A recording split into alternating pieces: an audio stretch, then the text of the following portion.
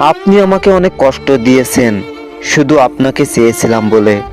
আমার চাওয়াটা খুব বেশি কিছু ছিল না, ছিল না কোনো স্বার্থ, ছিল না কোনো হিসাব।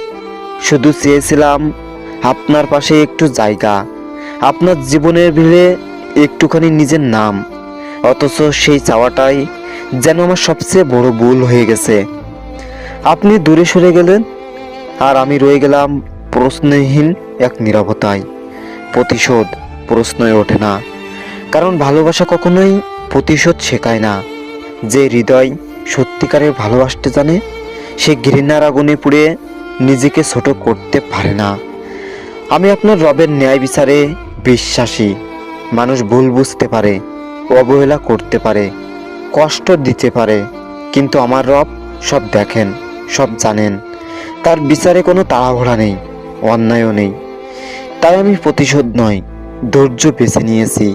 অভিযোগ নয়, নীরব দোয়া বেছে নিয়েছি। যদি আমার ভালোবাসা সত্যি হয়ে থাকে তবে তার মূল্য একদিন না একদিন ঠিকই প্রকাশ পাবে।